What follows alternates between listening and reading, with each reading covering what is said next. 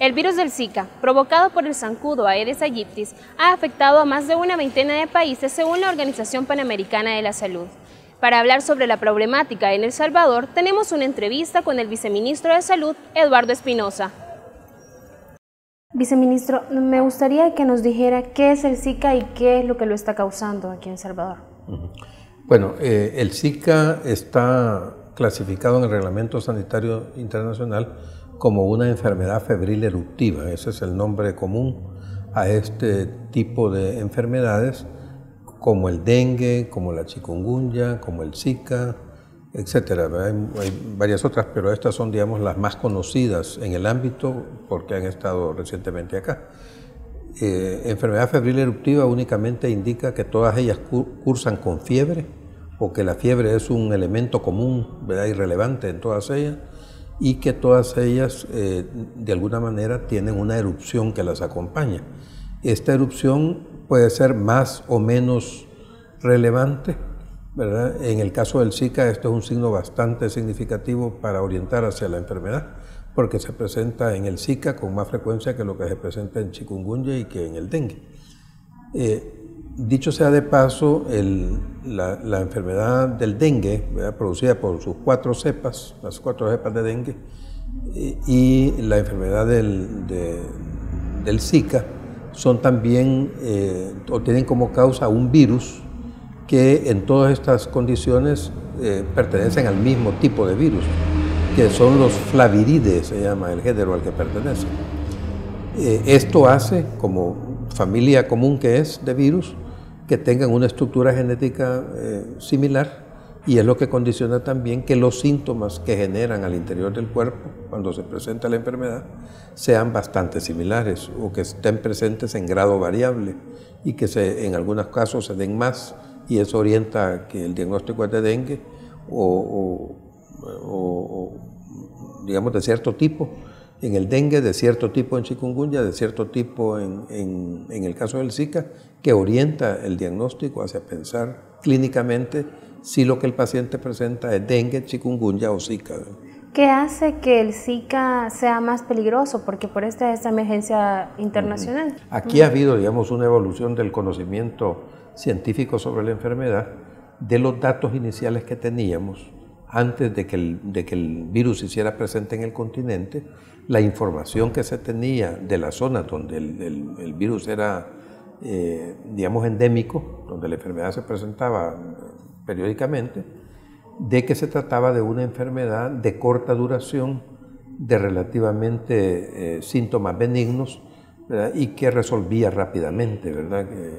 Eso eran en general los datos que se tenían. Pero cuando el virus se hizo presente en el continente americano, la, digamos, floritura con que se presentaron los síntomas y las investigaciones que llevaron a cabo científicos brasileños mostraron casi un año después, bueno, relativamente, que el Zika no era tan inofensivo como se planteaba.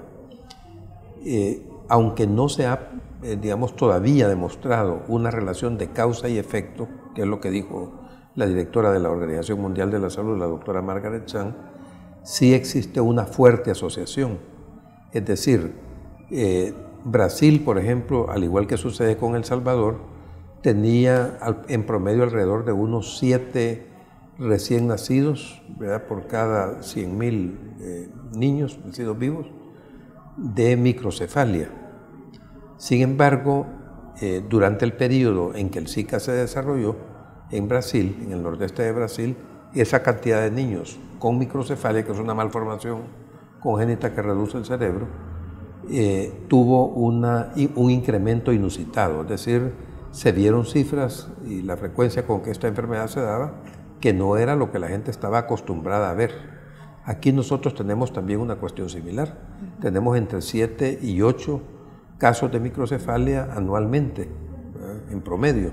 En las series que nosotros hemos investigado en los 6 años previos, más o menos muestran esa frecuencia, entre 7 y 8 casos de microcefalia.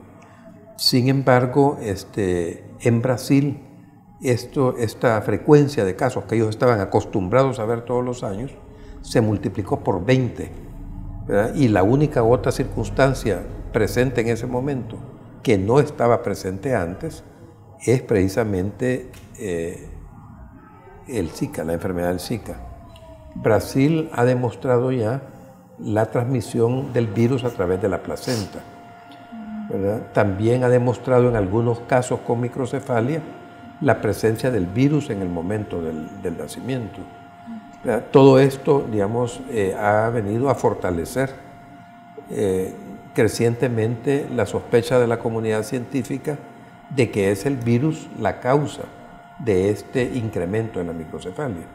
Pero como digo, ahorita todavía no hay una relación causal plenamente establecida. ¿En El Salvador no se tienen todavía casos relacionados de microcefalia con Zika? No existen todavía porque los primeros casos de circulación, más bien el periodo en el cual se demostró la circulación de la enfermedad es en noviembre.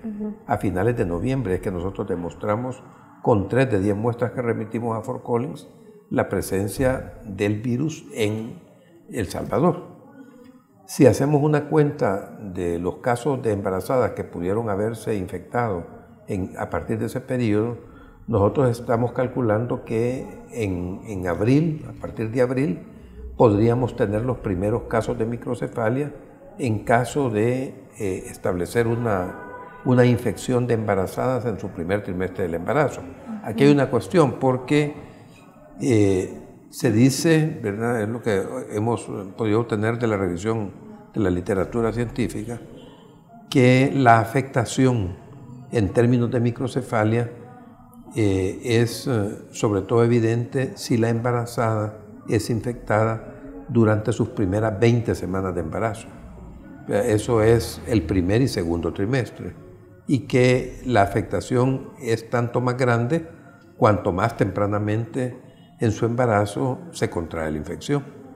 ¿Cuántos casos han registrado de embarazadas con Zika? Mire, desde que nosotros confirmamos la circulación del virus, en el registro que tenemos en nuestra red de servicios, confirmamos 63 casos de embarazadas en el mes de diciembre, ¿verdad? Y actualmente en lo que va del mes de enero, hemos confirmado en lo que va de enero 96 casos, que si lo suma a los 63 de diciembre, hacen un total de 159 casos. Bueno, de Zika en total, nosotros en lo que va de enero, tenemos un número de casos de 3.302, a los cuales hay que sumar los que tuvimos en diciembre y a partir desde la semana 47 a la 52, esto es parte de noviembre y diciembre, ¿verdad? Estos casos fueron de 3.836, que sumados a los 3.302 de enero, de las 4 semanas que van, tenemos 7.138. ¿Por qué razón no se pueden confirmar los casos de Zika? Solo se manejan como sospechosos. Bueno, hemos confirmado 3 casos de todo este gran total de 7.000 y tantos digamos, casos sospechosos que hemos tenido. Hemos logrado confirmar 3 de las 10 muestras que enviamos a Fort Collins para verificar si efectivamente había Zika y que ellos nos reportaron 3 positivas al virus. No se ha podido seguir confirmando por varias razones, ¿verdad? Una de ellas es que no existe en el mercado un reactivo o un kit laboratorial que nos permita hacer un test que confirme o no la presencia del virus. Esa es una limitante. Otra limitante, que los países que han desarrollado esta tecnología en el continente solo son Estados Unidos y Brasil, que tienen, digamos, como toda la potencialidad, capacidad laboratorial, fondos, etcétera, para desarrollar esta tecnología. Sin embargo, nosotros hemos sumado fuerzas con Nicaragua, con la intermediación de OPS, para poder desarrollar nosotros esta tecnología y no estar supeditados a que los países digamos, más desarrollados y con mucho más poder económico puedan hacerlo. Esperamos que a finales de febrero, ya estamos muy avanzados en este trabajo, y esperamos que a finales de febrero, o tal vez antes, pero a finales de febrero, poder disponer de la tecnología para poder confirmar nosotros nuestros casos. Obviamente no va a ser una confirmación masiva que le vamos a pasar a toda la población, sino que por lo caro de la tecnología, es una tecnología muy de punta que tiene que ver con la identificación del ADN del virus, ¿verdad? Y poder desarrollar capacidad de identificarla y comprobarlo. El Guillain-Barré también ha sido uno de los factores que quizás ha alarmado más a la población ante el Zika. ¿Qué nos puede comentar sobre cuál es la situación actual de esta enfermedad en El Salvador? A diferencia de la microcefalia, que se ha asociado con una actividad propia del virus, ¿verdad? Interfiriendo con el desarrollo del cerebro del niño, ¿verdad?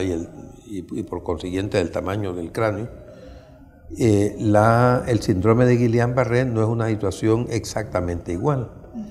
Cuando el síndrome de Guillain-Barré se desarrolla, eso sucede alrededor de unas 3 semanas con posterioridad a la fase aguda, ya que es cuando el virus está presente en el cuerpo de la persona infectada.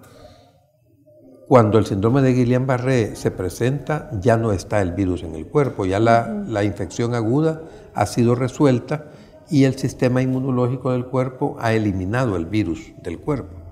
Entonces dice uno, entonces ¿por qué se presenta el síndrome de Guillain-Barré?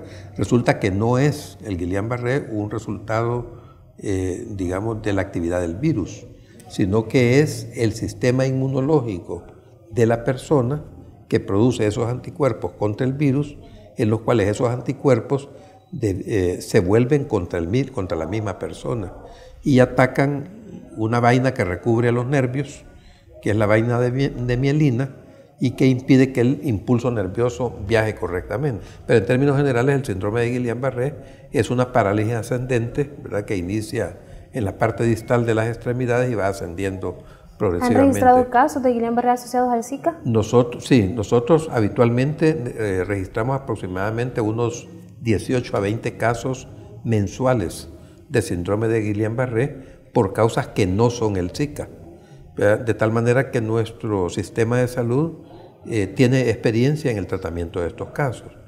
El problema adicional con la enfermedad del Zika es que se presenta un incremento inusual de casos de Guillain-Barré, que como digo no podemos probar la relación de causa y efecto, pero sí que el único otro factor que antes no estaba presente y hoy lo está es el incremento del Zika. Repito que la complicación se presenta aproximadamente unas 3 semanas después de haber tenido la fase aguda.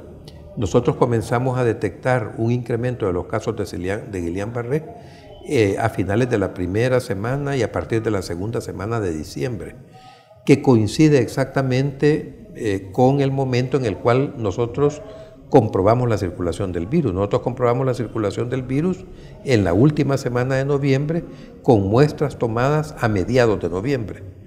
O sea que la aparición coincide, o sea que también nos comprueba que nuestro sistema de vigilancia de la salud actuó correctamente, porque si los casos se hubieran presentado antes, quiere decir que habíamos tenido circulación del virus antes y no lo habíamos detectado, pero se presentó exactamente 3 semanas después del momento en que tomamos las muestras nosotros por virus circulante. Para finalizar, ¿cuáles son las acciones que está tomando el Ministerio de Salud y las recomendaciones que da a la población también salvadoreña en general? Sí, nosotros a raíz de la amenaza que representa, digamos, el problema del virus del Zika, hemos tomado varias acciones, ¿verdad?, que a la postre también han dictado la pauta de las recomendaciones que han hecho otros países con mucha posterioridad a cuando nosotros las hicimos. Nosotros, por ejemplo, recomendamos tempranamente el hecho de que las embarazadas debían cubrirse la superficie corporal y utilizar repelente en las partes que no lo hicieran. Es decir, las partes que no estaban cubiertas ni por mangas largas ni por pantalones fueran tratadas con repelente. Eso fue una recomendación que muy tempranamente hicimos. Igualmente la recomendación que nosotros hicimos de que las personas, las parejas que estaban pensando concebir un niño, ¿verdad?, o tuvieran, digamos, o valoraran los riesgos a que estaban expuestos antes de tomar una decisión de este tipo, y que si aún así persistían en la decisión de seguir adelante con un embarazo, que tomaran o que interiorizaran que hay una responsabilidad compartida en proteger a la embarazada si en caso esta decisión se toma. Algunas de nuestras declaraciones fueron tergiversadas y dijeron que nosotros durante 2 años habíamos hecho nunca dijimos 2 años, dijimos en este año, porque nosotros sobre la base de la experiencia que tuvimos con chikungunya Esperamos, al igual que con Zika, una, situación explosiva del virus este año y luego una reducción progresiva del riesgo en los años siguientes. Así pasó con chikungunya y con toda seguridad va a pasar así con el Zika. Por eso el riesgo es mayor este año y por eso nosotros recomendábamos planificar embarazo durante este año. ¿Cuáles han sido los costos en los que ha incurrido el Ministerio de Salud? Bueno, mire, una jornada nacional contra el vector como la que acabamos de tener a través del Sistema Nacional de Protección Civil nos cuesta $1 millón, que fueron 5 días de movilización de toda la sociedad, ¿verdad?, en función de la destrucción de criaderos, fumigaciones masivas, educación, promoción, charlas, etc. Eso cuesta $1 millón, pero independientemente de eso nosotros tenemos una estrategia de gestión integrada que está permanentemente en marcha, que nos cuesta muy flojamente alrededor de unos 40 o 50 millones de dólares anuales el combate contra el vector. La Organización Mundial de la Salud ha emitido alerta internacional debido al virus del Zika. En El Salvador, las autoridades también están tomando acciones para reducir el riesgo de propagación de esta enfermedad.